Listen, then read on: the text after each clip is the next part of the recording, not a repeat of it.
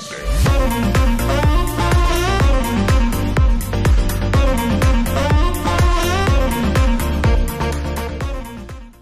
gini ya kan, sampai kadang-kadang gue mikir, ini mikir bodoh lagi. Kan musik reggae misalnya. Musik reggae itu identik sama ganja. Yes. Ya, di komunitas itu pokoknya kalau orang ngeganja harus ngedengerinnya ya harus reggae gitu. Slow aja. Terus gue mikir lagi nih, ikonnya musik reggae itu Bob Marley ya. Bob Marley. Lagunya enak-enak ya. Yes. Nah, terus gue bertanya sama diri gue sendiri nih. Kira-kira Bob Marley waktu bikin lagunya dia mabok nggak ya? Right. Belum tentu dia mabok. Belum benar loh. Jadi kalau bisa dia bikin lagu mabok rekaman dan jadi kalau macam. sekarang gue bikin quote tapi gue nanya aja sama mereka. Gue bikin poster gitu, gue nanya aja sama mereka. Kira-kira Bob Marley waktu bikin lagunya sambil nyimeng nggak ya? Sambil nyimeng nggak ya? Nah, terus itu gue cuma pengen ngeramein sebuah Instagram atau enggak sebuah WhatsApp. Biasanya kan call center tuh ada yang WhatsApp chat gitu. Ya gue bisa lempar pertanyaan itu di mana-mana gitu loh, dan kita akan lihat sebetulnya orang itu ada di mana. Musik reggae misalnya. Musik reggae itu identik sama ganja. Yes. Ya, di komunitas itu pokoknya kalau orang ngeganja harus ngedengerinnya ya harus reggae gitu. Aja. Terus gue mikir lagi nih, ikonnya musik reggae itu Bob Marley ya. Bob Marley. Lagunya enak-enak ya. Yes. Nah, terus gue bertanya sama diri gue sendiri nih. Kira-kira Bob Marley waktu bikin lagunya dia mabok nggak ya? Right. Belum tentu dia mabok. Belum tentu, benar loh. Jadi kalau bisa dia bikin lagu mabok rekaman dan jadi kalau sekarang gue bikin quote tapi gue nanya aja sama mereka. Gue bikin poster gitu, gue nanya aja sama mereka. Kira-kira Bob Marley waktu bikin lagunya sambil nyimeng nggak ya? Sambil nyimeng nggak ya? Nah, terus itu gue cuma pengen ngeramein sebuah Instagram atau enggak sebuah WhatsApp. Biasanya kan call center tuh ada yang WhatsApp chat gitu. Ya gue bisa lempar pertanyaan itu di mana-mana gitu loh, dan kita akan lihat sebetulnya orang itu ada di mana. Gitu, sebetulnya pertanyaan-pertanyaan yang ngasih umpan balik aja, tapi kan itu pertanyaan bodoh ya. Atau gue tanya lagi nih. Tapi mungkin lu mau mencoba mengulik gitu, itu adalah faktor kognitif dan afektifnya seseorang. Betul. Kan? Jadi ketika secara kognitif dia ngeliat kayak begitu, itu kan akan mengkonfirmasi bahwa lu baper apa enggak selama ini, lu denial apa enggak selama ini. Betul. Atau misalnya lebih bandel lagi ya bahasanya. Cannot wait. Anuku mulai susah keras. Apakah aku kebanyakan sabu gitu? Nggak, gue kadang-kadang gue pengen gitu lah kalau gue boleh that's so freaking true. Iya, gue kadang-kadang pengen gitu loh ngasih. Menurut Ngana, iya, kan? Nyabu sih lo terus, susah lah ereksi lo. Nah, terus lo bayangin lagi kalau misalnya dengan kita gabungin dengan perilaku hari ini yang sangat digital. Kalau kita tempel itu dengan gambar yang lucu dan instagramable, gue rasa orang akan foto. Dan akhirnya message-nya sampai kemana-mana. Iya. Gitu loh, gambarnya lucu gitu You should do that. Iya, misalnya satu sisir pisang, tiba-tiba ada satu pisang yang naik gitu kan, lucu banget ya namanya. Iya. Terus tiba-tiba gue udah di sana ngeliatin pisangnya. Iya. Gitu, tapi message-nya dapat. Iya, Kadang gue mikir itu yang perlu dilakuin untuk beberapa orang yang untuk komunitas-komunitas orang-orang yang ada di dalam fase abuse gitu. Oh, gitu. Nah, terus gimana caranya menggunakan aplikasi Dialog 101 untuk memilih, kan gini, rehab tuh banyak banget. Macamnya banyak. Rehab yang bagus tuh yang kayak gimana sih, Tom? Aduh, semua rehab bagus, semua program buat gue bagus. Cuman cocok apa enggak buat orangnya. Jadi kayak misalnya gini ya, misalnya kan kalau kita bicara cocok bukan kita bicara program doang loh. Daerah, wilayah, jarak, harganya mungkin gitu ya. Iya. Kan enggak semua orang. Kalau gue sih harga waktu itu ya, keluarga gue kayak aduh iya, mahal banget nih, tapi ada yang gratis tapi kayaknya gini-gini aja iya, gitu. Nah jadi cuma didoain terus, kayak pusing juga lah.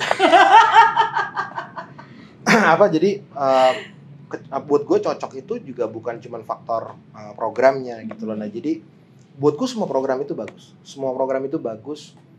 Semua itu kan bergantung pada bagaimana pelaksana programnya. Tapi basicnya semua program itu bagus. Jadi kembali lagi eksekusi ya sebenarnya Iya. ya. Sebenarnya sejarah rehab tuh kayak apa sih? Kapan sih ada rehab di dunia ini, Tom? Kapan orang tuh menciptakan rehabilitasi khusus untuk narkoba ya? Kita belum ngomongin yang rehab seks dan segala macam. Tapi dari mana sih asal rehab itu, Tom? Gini, kalau lo tanya sama gue kapan rehabilitasi pertama narkoba di dunia, gue nggak tahu. Gue nggak tahu lah. Tapi gue tahu ada beberapa rehab-rehab yang tua gitu, yang gue baca-baca lah gitu ya. Apa yang gue suka belum tentu bisa terpakai untuk orang lain ya. Iya. Ini knowledge-nya Tommy ya. Knowledge-nya gue nih ya. Jadi apa yang gue suka belum tentu bisa terpakai untuk orang lain. Tapi gini, gue percaya bahwa program tertua di dunia itu adalah program 12 langkah. Itu gue percaya. 12-step program. Iya. Karena itu ada dari tahun 1935-an, di mana mungkin Indonesia masih dalam fase pergerakan tuh ya. Merdeka juga belum tuh gitu ya. Tapi 1935 deh kalau saya. 1935 itu program itu udah mulai ada gitu. Nah,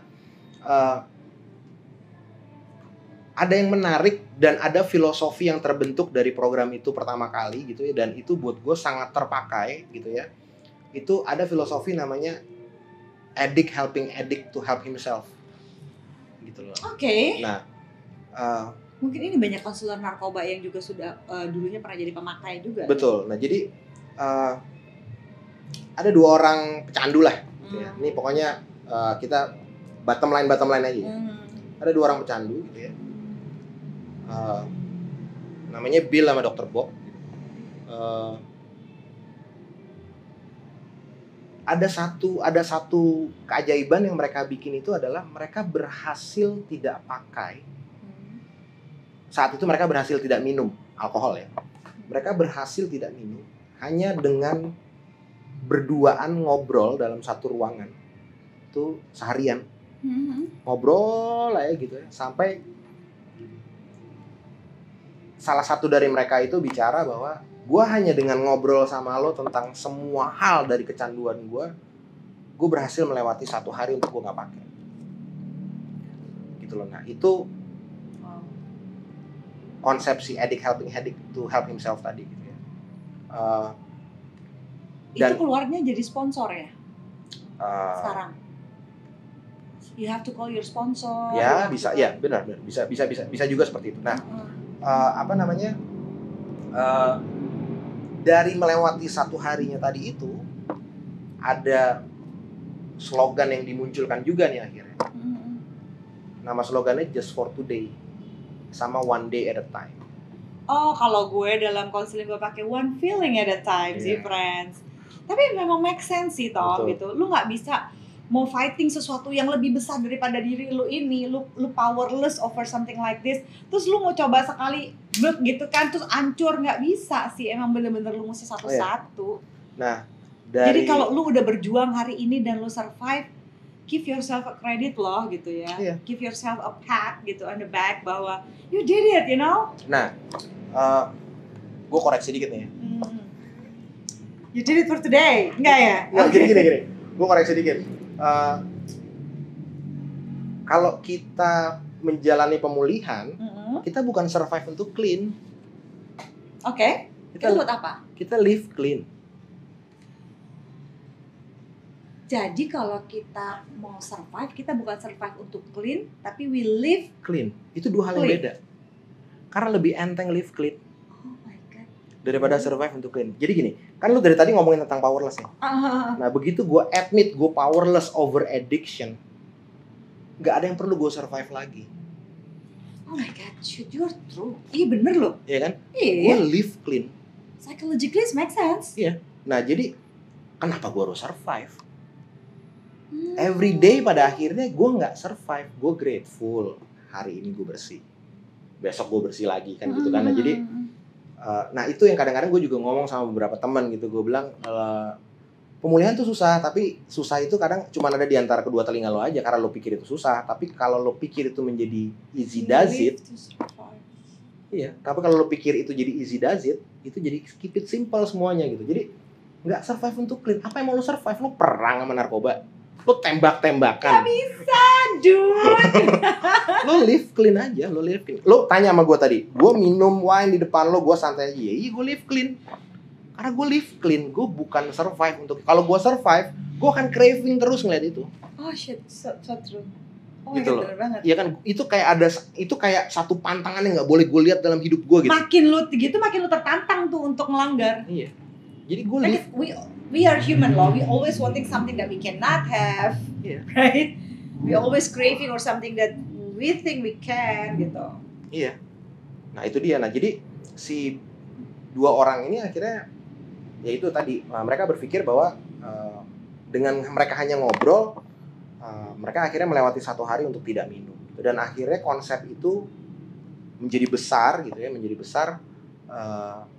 Dan sekarang tuh ada banyak banget pertemuan dukungan 12 langkah seperti itu di banyak negara juga gitu. Nah, dari situ mungkin baru muncul pretelan-pretelan rehabilitasi yang lo bilang. Tapi ada beberapa rehab yang menurut gua cukup tua gitu ya. Yang pertama itu namanya Phoenix House.